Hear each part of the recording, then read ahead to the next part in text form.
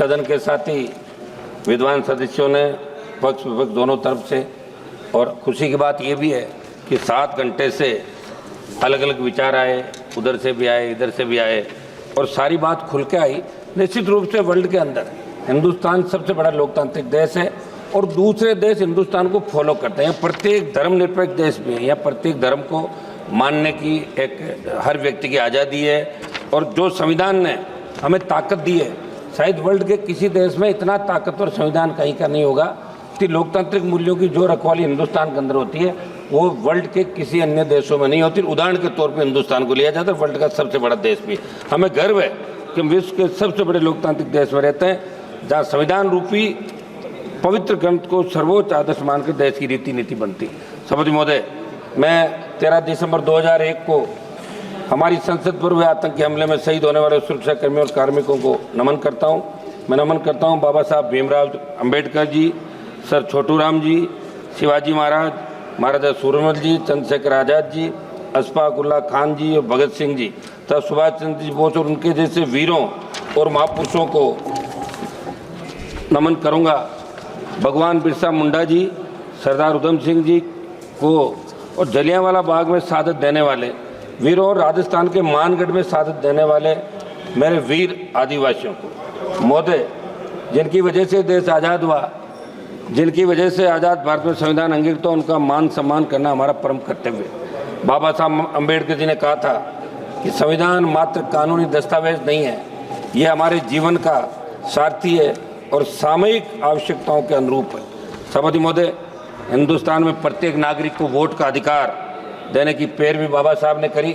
उस समय जब संविधान प्रारूप समिति के सामने मामला आया, जब अंग्रेजों के जाने के बाद, तब ये बात चली थी कि वोट का अधिकार पढ़े लिखे लोगों को मिले या जमींदारों को मिले या दूसरों को मिले, उस जाति के लोगों को मिले। तब बाबा साहब ने इस बात को कहा, व्यापारी को मिले, तब कहा कि वोट का अधिकार प्रत्येक व्यक्ति को मिलना चाहिए जो हिंदुस्तान के अंदर पैदा हुआ और जिसने इस गुलामी के जंजीरों के अंदर जकड़न, चाहे अंग्रेजों का राज था, उससे पहले जो जितने भी काल आए जहाँ हिंदुस्तान का नागरिक गुलामी के अंदर सांसें ले रहा था, लेकिन प्रत्येक व्यक्ति को वोट का अधिकार मिले। बाबा साहब ने वोट का अधिकार प्रत्येक व्यक्ति को दिलाया, जिसकी बदौलत आज हम और आप सब इस पार्लियामेंट के अंदर बैठे हैं। मैं बाबा साहब ने कहा कि सदियों से गुलामी की जंजीरों में जकड़े प्रत्येक व्यक्ति को वोट का अधिकार मिले तो अपने मनमाफिक सरकार का वो चुनाव कर सके। सभापति महोदय, संसद हमले की बरसी मनाई जा रही है।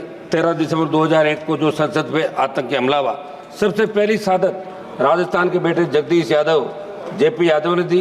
राजस्थान में सीकर से अलग होकर बने नीम का थाना के रहने वाले जेपी यादव आतंकियों से शेर की तरह लड़कर वीर गति को प्राप्त हुए। सभापति महोदय, 26 नवंबर 1949 को हम भारत के लोगों ने स्वतंत्र भारत के संविधान को अंगीकृत, अनियमित और आत्मसमर्पित करने का संकल्प लिया था। संविधान की इस गौरवमय यात्रा को आगे बढ़ते बढ़ते जब हम देखते हैं तो नजर आता है कि देश के किसी न किसी कोने के अंदर हमारे दलित भाई, पिछड़ा भाई, हमारा आदिवासी भाई समानता के अधिकार को हासिल करने को जूझ रहा है। राजस्थान की मैं बात करूंगा, जालोर जिले के साइला तहसील के सुराना गांव में कथित तौर पर पानी की मटकी को छूने पर हुई पिटाई के अंदर एक 9वीं क्लास का बच्चा इंद्र मेघवाल, जिसकी मौत हो गई। मैं खुद मौके पर गया था। पाली के सरकारी हॉस्पिटल में कोविड हेल्थ सहायक जितेंद्र मेघवाल की हत्या इसलिए कर दी कि आप मुँह नहीं रख सकते, मुँह रखने अधिकार। एक मिनट साहब, बात तो करने दें, ऐसे क्या कर रहे हैं आप? केवल इस बात के लिए कर दी क्योंकि वो मुँह रखता था। हाल ही में बालोतरा में किस्ताराम मेघवाल की हत्या कुछ लोगों ने कर दी। मेरे क्षेत्र की खींवसर विधानसभा क्षेत्र के तांतवास गांव में मेघवाल समाज के परिवारों को दबंगों ने पीटा, मगर कोई कार्रवाई वहाँ की पुलिस नहीं कर रही, जहाँ राजस्थान के अंदर आपकी सरकार आती है। मैं मांग करूँगा कि आज़ादी के 75 साल बाद दलितों को, पिछड़ों को, सबको उनका हक और अधिकार मिले और जो कानून है उसके दायरे के अंदर प्रत्येक व्यक्ति को न्याय कैसे मिले, ये आप लोग इसके अंदर कराएं। राष्ट्रपति महोदय ने 26 नवंबर 2024 को कहा था कि बाबा साहब अम्बेडकर जी की प्रगतिशील और समाज सोच के छाप हमारे संविधान पर अंकित है। इस बात को देश की सरकार आमसद करे और सोचे कि बाबा साहब की समाज सोच के अनुसार कार्य क्यों नहीं कर रहे हैं। भाजपा के साथी सदस्यों ने देश में लगाया गया आपातकाल का जिक्र किया।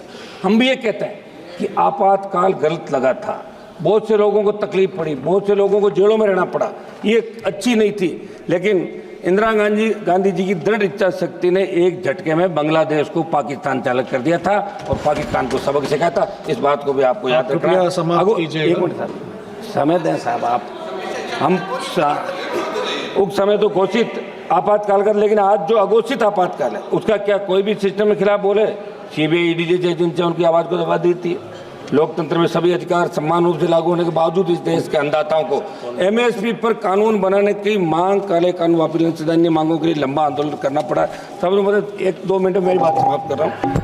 700 से ज़्यादा किसान शहीद हुए। तमाम हालातों को देखकर लगा कि एक तरफ देश की सरकार आज़ादी के अमृत महोत्सव के बाद, दूसरी तरफ देश की चुनी हुई सरकार को माननीय श्री मलेश बाबू जी, एक मिनट दें साहब, 1 मिनट समय दें। Last minute. आर्थिक न्याय नहीं दे पा रही है। लास्ट मिनट सर, आर्थिक न्याय नहीं दे पा रही है। मेरी मांग है कि किसानों की कर्ज माफी, एमएसपी को कानूनी मान्यता देने के बाद आप स्वीकार करें, और जो आंदोलन अभी बॉर्डर पे चल रहा है, शंभू बॉर्डर, दूसरे बॉर्डर पे, किसानों से आप बात करें, वार्ता करें। संविधान में सहमति और एमएसपी दोनों को एक समान मूल्य के रूप में देखा गया, लेकिन आज क्या हालात? कोई भी सांसद, कोई नेता, कोई भी व्यक्ति सरकार के निर्णय से असहमति व्यक्त करता है तो उसे दुश्मन की नज़र से देखा जाता है। ये ठीक नहीं है। सभापति जी, मैं अंतिम कंक्लूड कर रहा हूँ। एक मिनट मेरा समय सर। मणिपुर देश का राज्य है। हमारे भाई साथियों ने मणिपुर का हालात विस्तार से बात की। पूछना चाहूँगा कि संविधान कानून बावजूद मणिपुर में हालात में कब सुधार होगा?